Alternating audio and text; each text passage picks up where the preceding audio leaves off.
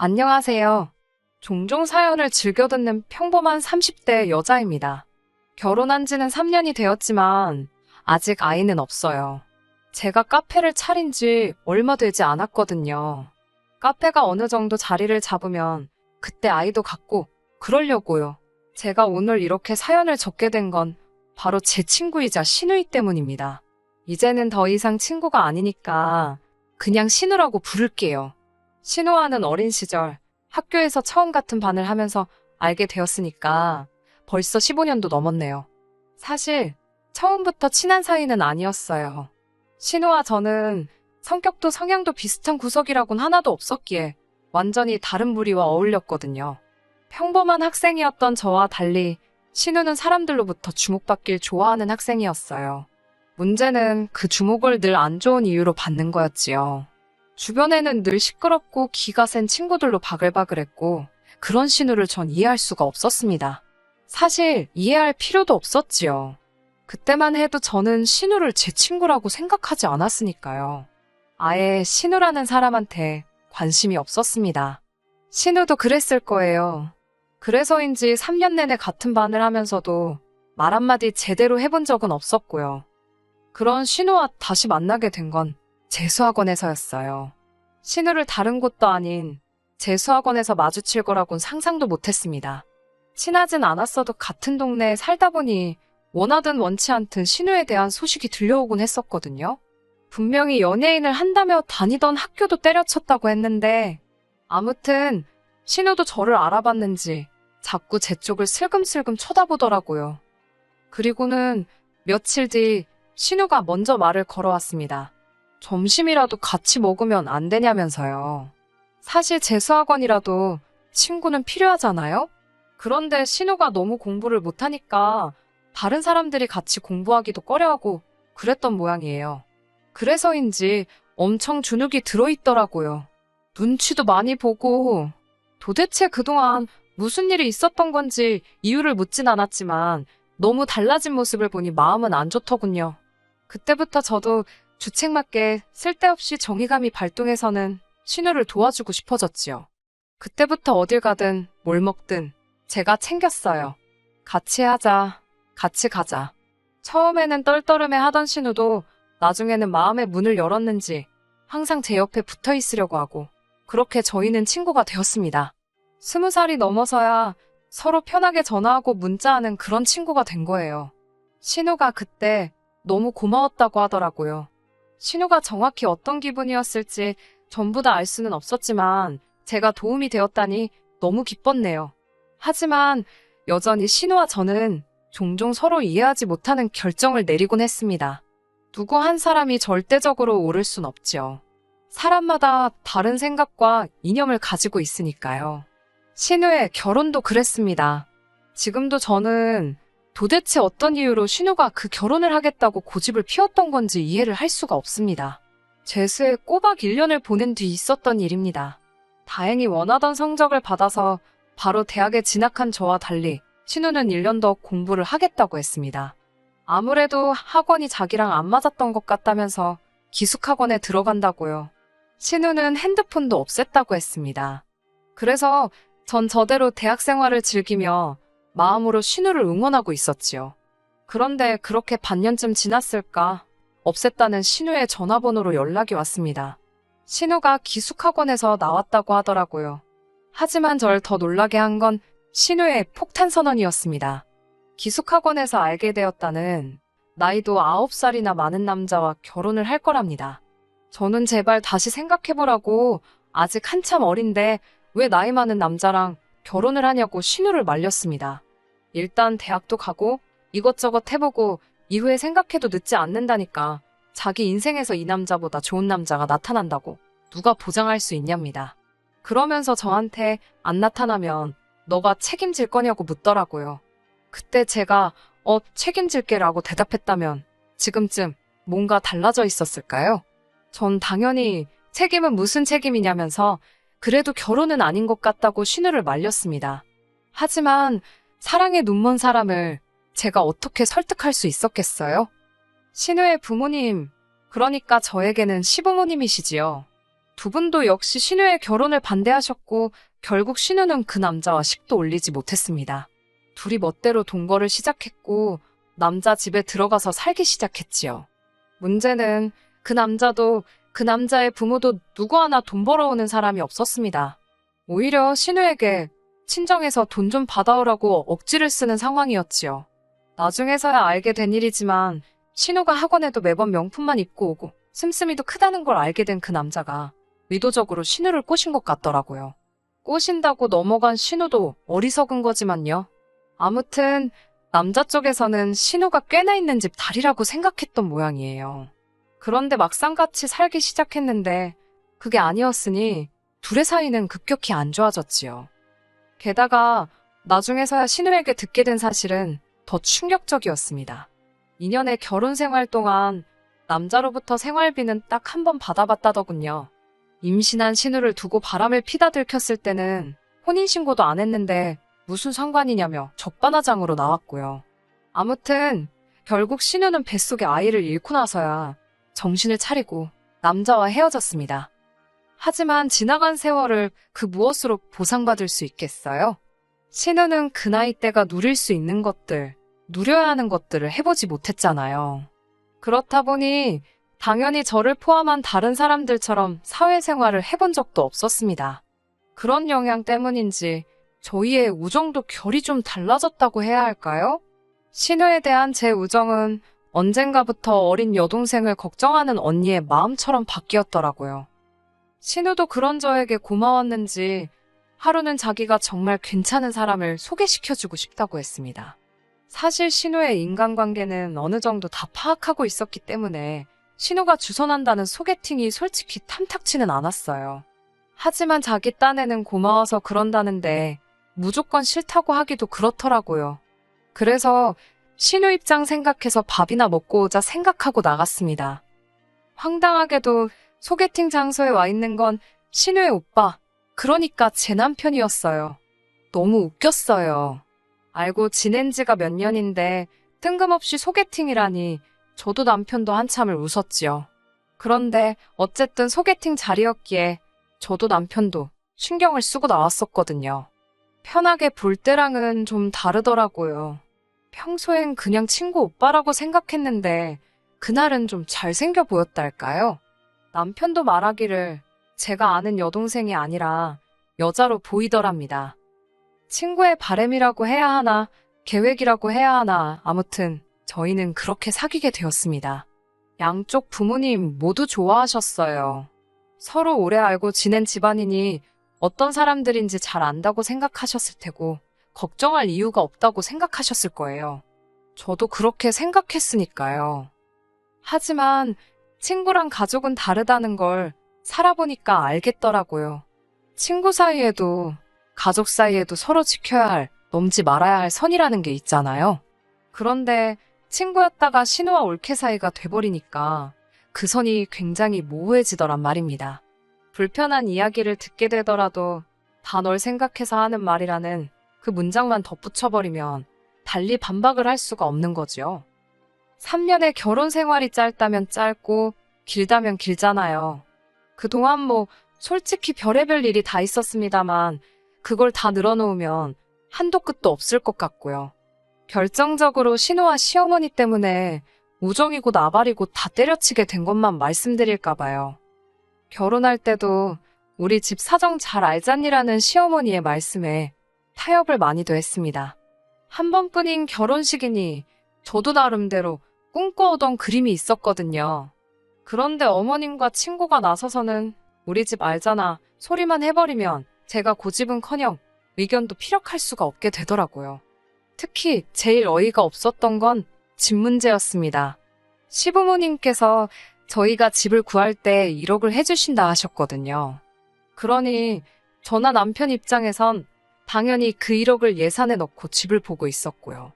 그런데 막상 계약을 하려니까 뜬금없이 1억을 못 해주신답니다. 급하게 쓰셔야 할 곳이 있어서 먼저 쓰셨다면서 이해해 달라는 거예요. 그 말을 신우의 입을 통해서 전해 들었습니다. 그러면서 한다는 말이 우리 부모님 알잖아. 돈이 있으면 다 퍼주고도 남으실 분들인걸. 정말 없어서 그러시는 건데 이해 좀 해주면 안 되냐입니다.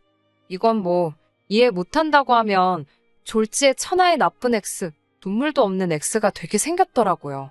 남편도 미안하다며 저에게 한다는 말이 그런데 너도 알지 않냐고 원래 그런 분들이 아닌걸. 지금 생각해보면 알긴 개뿔. 제가 뭘 알아요.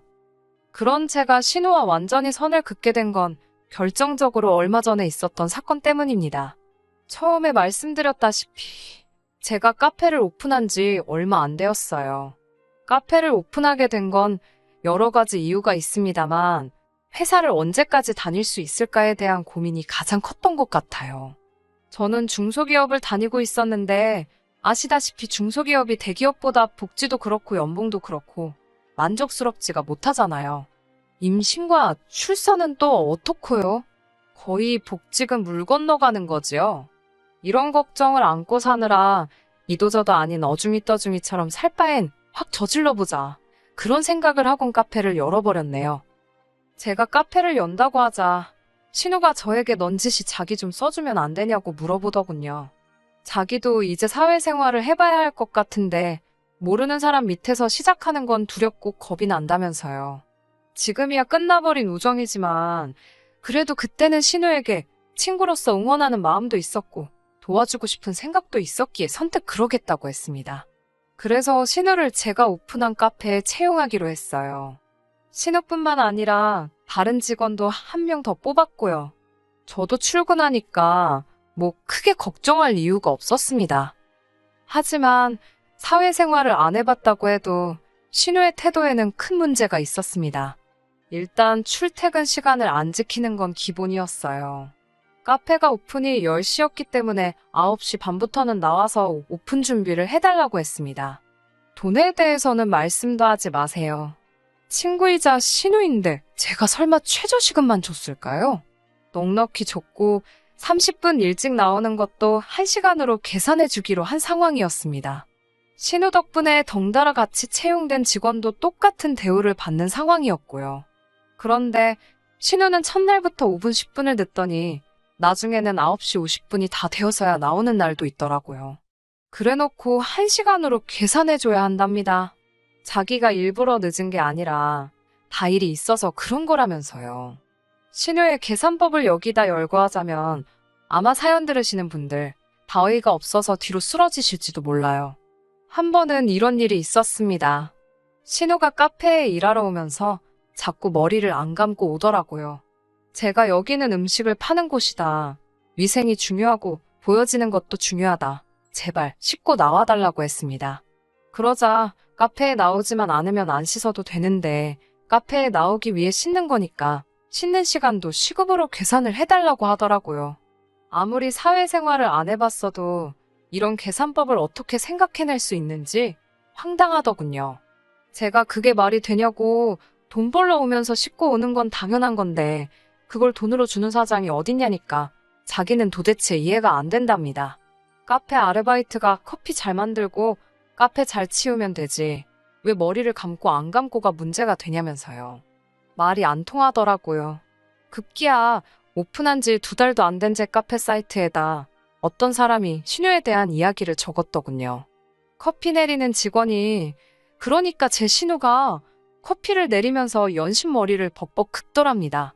그리고는 그 손으로 자기 머그잔을 만지는 걸 봤다면서 솔직히 비위가 너무 상했다네요.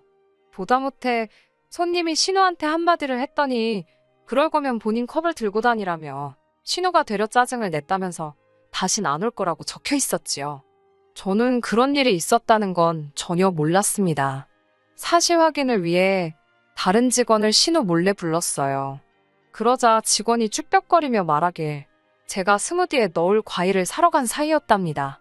그러면서 신우가 괜히 사장한테 꼰지르지 말라며 자기가 사장 신우라고 협박 아닌 협박을 했다더군요. 저는 고민 끝에 신우를 불렀고 가게에서 나가달라고 했습니다. 친구를 직원으로 쓴다는 걸 너무 단순하게 생각한 것 같다고요.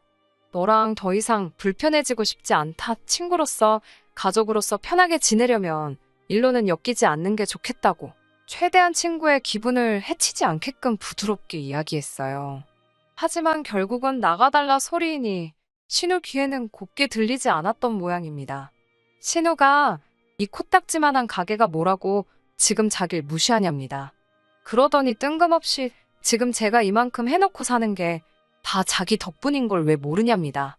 자기 아니었으면 제가 어디 가서 자기 오빠만큼 멋진 남자를 만나서 살겠냐고요.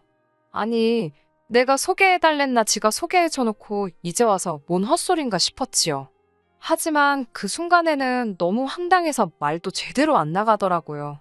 저는 뭐 너가 그렇게 생각할 줄은 몰랐는데 그래 이 코딱지만한 가게가 그래도 나한텐 밥줄이라서 너랑 일 못하겠다 나가달라고 했습니다. 이쯤에서 끝났으면 그래도 시간이 흐르면 해결될 일이었을 겁니다. 결국은 친구 사이인데 이해 못할 게 뭐가 있겠어요.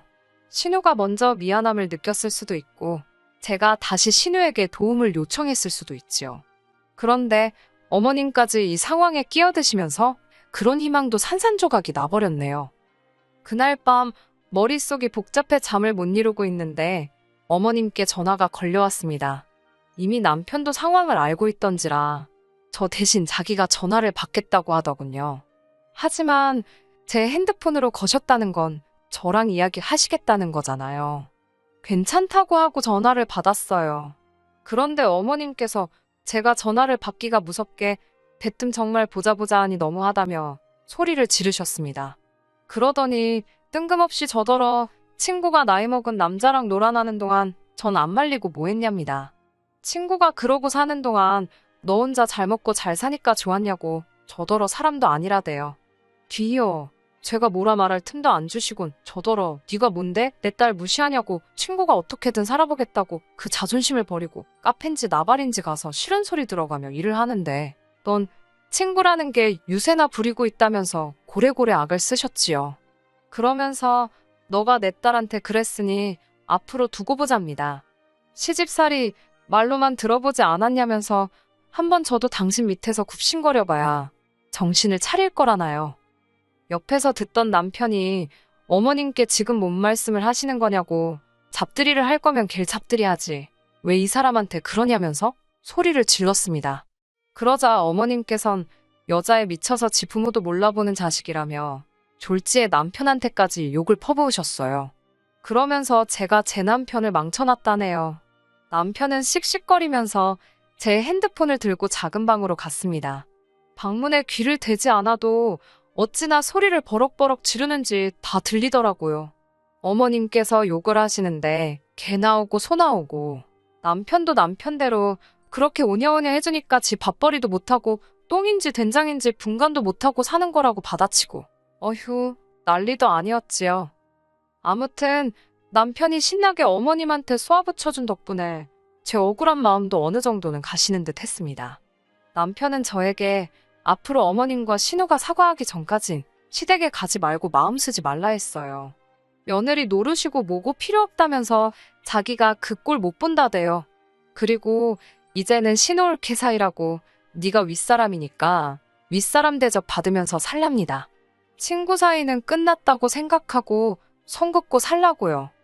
처음에는 남편 말이 냉정하게 들렸지만 곰곰이 생각해볼수록 그게 맞겠다 싶더군요. 그 일이 있은 이후로 벌써 몇 달이 지났지만 저는 시댁에 연락하지 않고 있습니다. 딱 2번 신우에게 연락이 오긴 했어요. 저 같은 사장 만날까봐 자기는 일 안 하고 살 거라는 뭐 유치한 문자였는데 신경 안 쓰려고요. 저나 잘 먹고 잘 살면 되지요.